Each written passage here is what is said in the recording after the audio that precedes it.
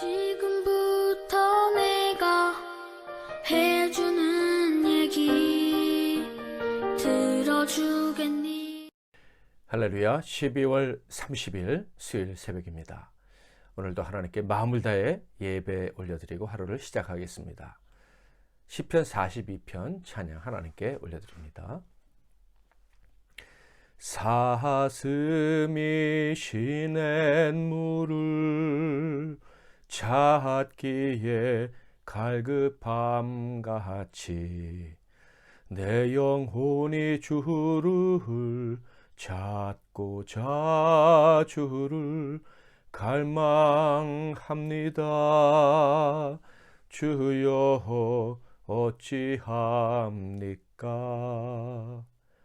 사람들이 하는 말이 내 하나님이 어디 있느뇨 어디 있느뇨.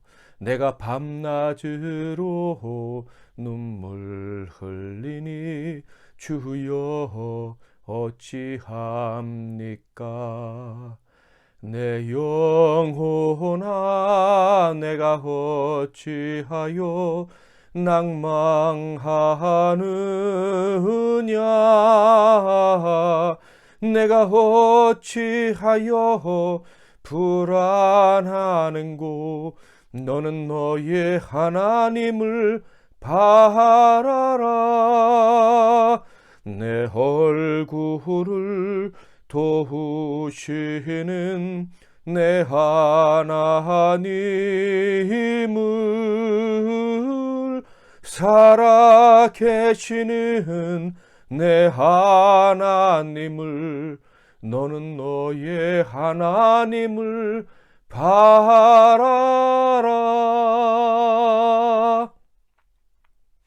아멘.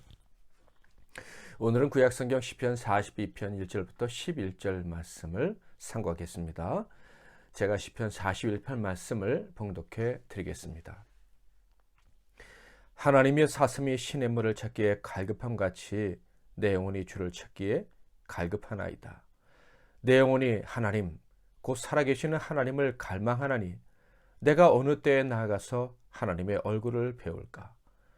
사람들이 종일 내게 하는 말이 내 하나님이 어디 있느뇨 하오니 내 눈물이 주야로 내 음식이 되었도다. 내가 전에 성의를 지키는 무리와 동행하여 기쁨과 감사의 소리를 내며 그들을 하나님의 집으로 인도하였더니 이제 이 일을 기억하고 내 마음이 상하는도다. 내 영혼아 내가 어찌하여 낙심하며 어찌하여 내 속에서 불안해하는가. 너는 하나님께 소망을 두라. 그가 나타나 도우심으로 말미암아 내가 여전히 찬송하리로다. 내 하나님이여 내 영혼이 내 속에서 낙심이 되므로 내가 요단 땅과 헤르몬과 미사산에서 주를 기억하나이다. 주의 폭포 소리에 깊은 바다가 서로 부르며 주의 모든 파도와 물결이 나를 휩쓸었나이다. 낮에는 여호와께서 그의 인자하심을 베푸시고 밤에는 그의 찬송이 내게 있어 생명의 하나님께 기도하리로다. 내 반석이신 하나님께 말하기를 어찌하여 나를 잊으셨나이까. 내가 어찌하여 원수의 압제로 말미암아 슬프게 다니나이까 하리로다. 내 뼈를 찌르는 칼같이 내 대적이 나를 비방하여 늘 내게 말하기를 내 하나님이 어디 있느냐 하도다. 내 영혼아 내가 어찌하여 낙심하며 어찌하여 내 속에서 불안해하는가. 너는 하나님께 소망을 두라. 나는 그가 나타나 도우심으로 말미암아 내 하나님을 여전히 찬송하리로다. 아멘. 오늘은 너무나도 간절한 소망, 너무나도 간절한 소망 이런 제목으로 하나님 말씀을 상고하겠습니다. 시편 42편은 총 5권으로 구성된 시편의 제2권의 시작을 알리는 시입니다. 이 1권 41편까지 기록되어져 있는 1권과 대비해서 2권은 어떤 특징이 있을까요? 가장 큰 특징 중에 하나는 1권은 대부분 다윗의 저작시라면 2권은 여러 사람의 시들을 모아놓은 것이다 라는 것입니다. 그래서 2권의 첫 번째 시인 40편 역시 다윗 저작의 시가 아니라 고라 자손의 시다 이렇게 기록되어져 있다는 것을 성경을 보면 아실 수가 있어요. 고라는 레위 지파였습니다. 성전에서 찬양 등 성스러운 거룩한 직무를 감당하던 사람이었죠.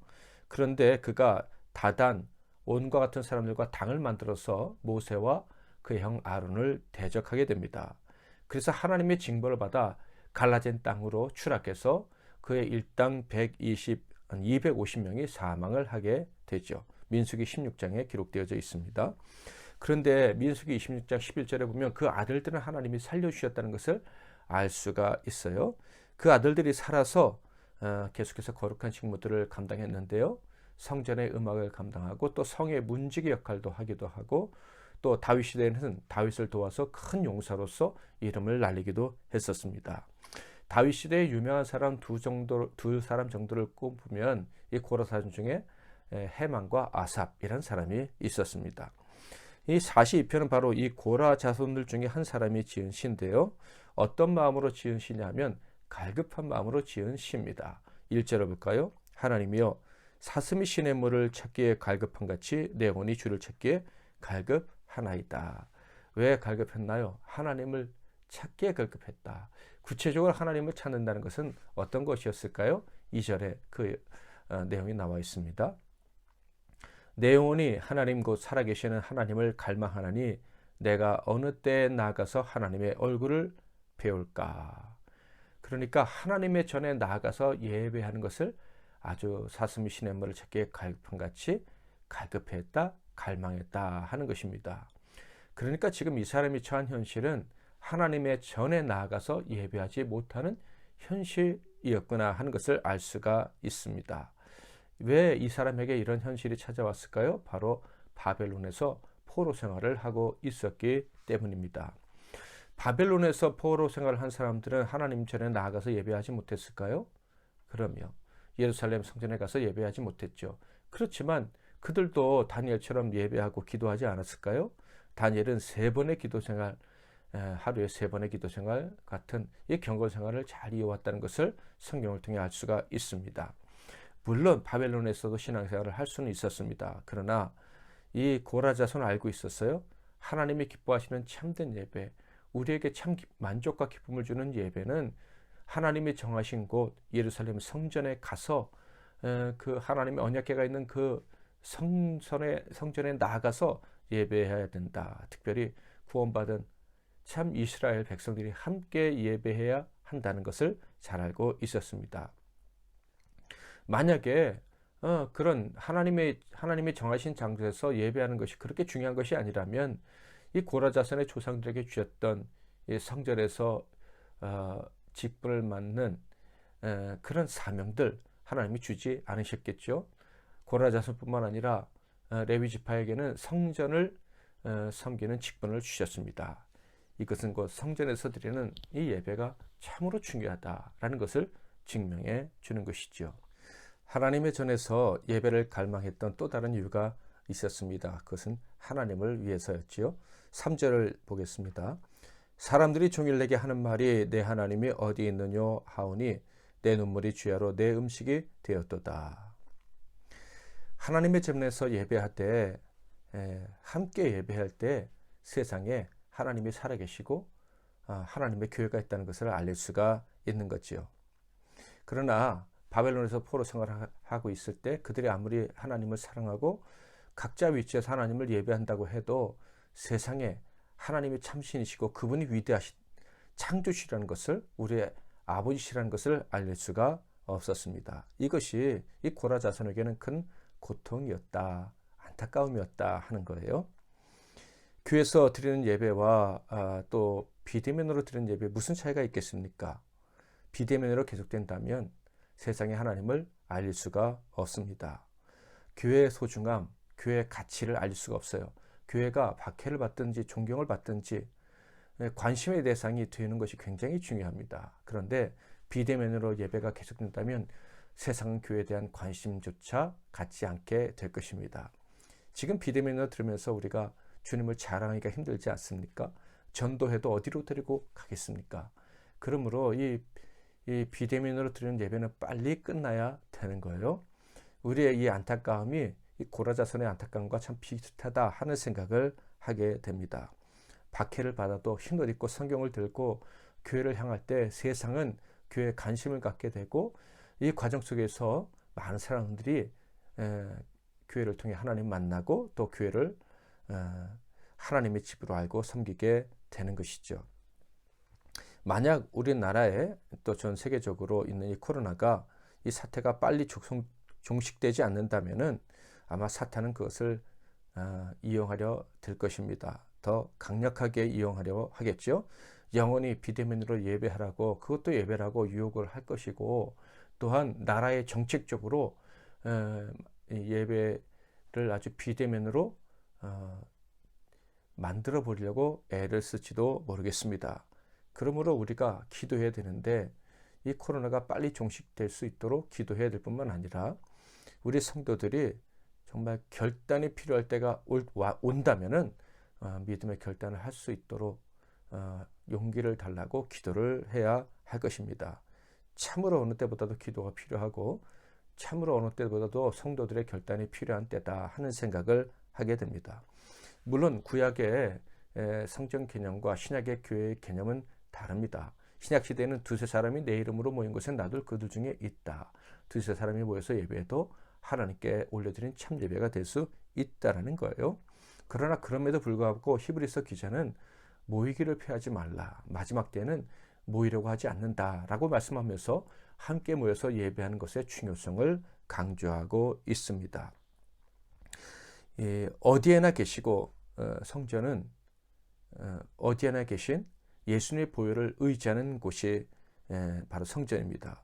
그럼에도 불구하고 모여서 예배를 하는 것은 바로 세상에 강력한 메시지를 주기 위함이죠. 만약에 우리가 물러서서 계속해서 비대면으로만 예배를 하게 된다면 세상에 하나님이 계시다는 메시지 대신에 이 고라 자손이 받았던 세상으로부터의 조롱과 멸시를 받게 될 것입니다. 시인은요, 함께 모여서 예배하는 삶을 참으로 그리워하고 있어요.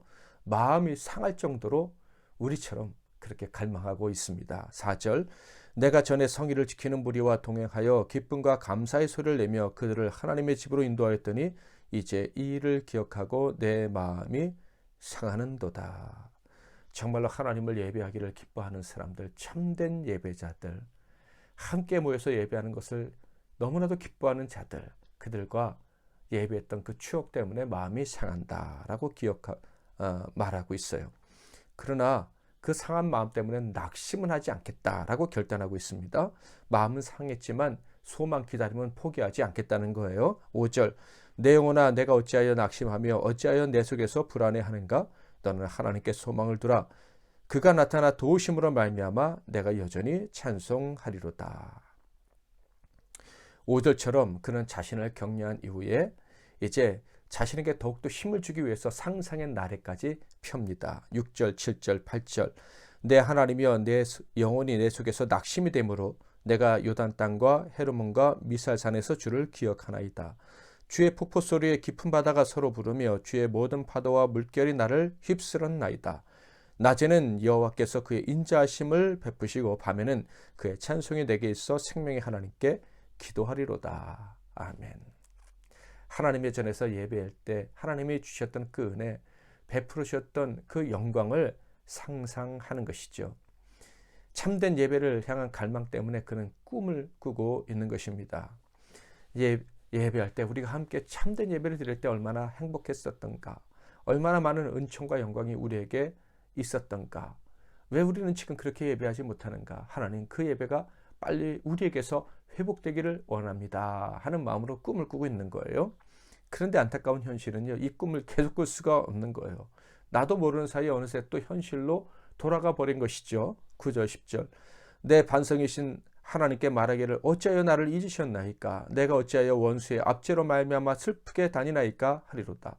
내 뼈를 찌르는 칼같이 내 대적이 나를 비방하여 늘 내게 말하기를 내 하나님이 어디 있느냐 하도다. 여러분 혹시 이런 절망을 느껴보셨습니까? 저는 연로하신 노인, 어른 성도들을 볼 때 이런 느낌을 조금 받습니다.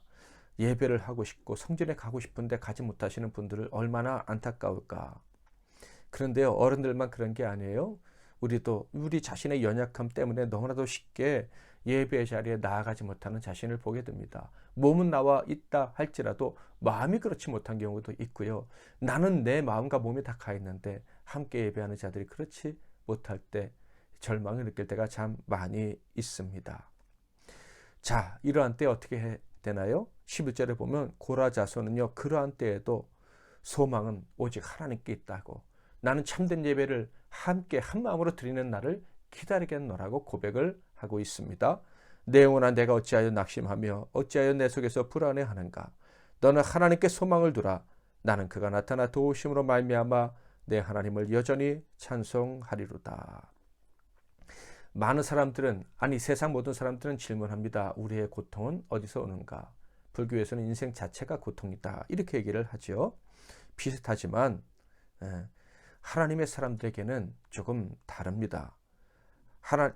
틀린 얘기입니다. 다양한 데서 우리의 고통이 오긴 오지만 우리 하나님 사람들에게 오는 고통은 하나님께 참되게 예배하지 못할 때, 그때 고통이 오는 거예요.